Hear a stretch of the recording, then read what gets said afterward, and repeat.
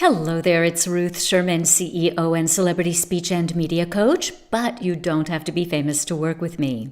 A friend and colleague of mine, Ann Carrick, sent me a great article from the Wall Street Journal called How to Have a Charismatic Voice. Turns out that a number of researchers have been looking into leadership and the speaking voice, and what they found is really interesting.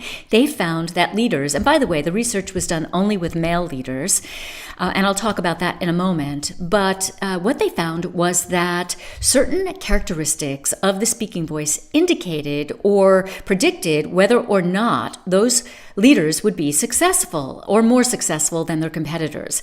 And so there were a couple of really interesting things that came up. First is that, and I'm going to look at my notes for this, first is that the lower the speaking voice, the more leadership was perceived. So, of course, with men, the idea is to lower the speaking voice, but not too low. You don't want to end up like Henry Kissinger, which the whole voice sounds like vocal fry. Vocal fry is what I just did, where the vocal cords are not necessarily vibrating at a fast enough frequency so that the voice sounds smooth, and instead it sounds very gravelly, and they call it fry because it has a bit of a frying sound. So they were talking about lowering the pitch, and they were talking about pitch, frequency, and timbre. So pitch is highs, lows, right? And then frequency is something that you know about. It's what are the sound vibrations, and that I can't demonstrate for you right now,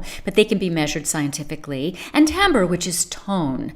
So they measured these things, and again, what they found was that the lower the voice with men, with male leaders, the higher the perception of leadership was. And this meant both in terms of business leaders and for politicians. Now, here's the interesting thing. These business leaders and political leaders actually adapted their voices depending on who they were speaking to. So when they were doing public speeches, they stretched their voices. They called it stretching their voices so that there were very high frequencies and low frequencies.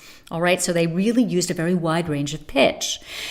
They then, when they were speaking to their peers or people they perceived as being at or above their level of importance and power, they actually narrowed the frequency. So they didn't have as wide a range of pitch. Finally, when they were speaking about non-political topics, they lowered the pitch variation even more.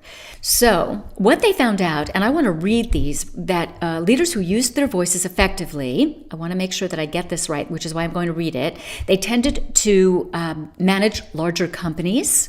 They made up to $187,000 a year more than higher pitched peers, and they lasted as many as 5 months longer as the head of a firm. Really interesting stuff, right?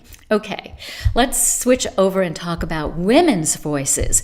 In my opinion, and the research, of course, these folks haven't researched women's voices, but in my opinion and in my long experience as somebody who's a voice expert, we're talking pretty much the same. We all hear women's voices that are too high and they're too girlish, or everything sounds like a question. All right? And here's the other thing, ladies. We have to know, and you have to know, that the male voice is what is known as the standard. And although we could never have a male voice, nor should we want it, there's no reason at all why you can't train your voice to not have that nasal sound and have a much more present and round sound, which is, I believe, where the keys are to having a charismatic voice. If you want to learn more about how to have a charismatic voice or how to be great on stage and on camera, which of course you need a charismatic voice for, hop on over to ruthsherman.com where you can download your free gift. I will see you there. And don't forget to subscribe. Thank you.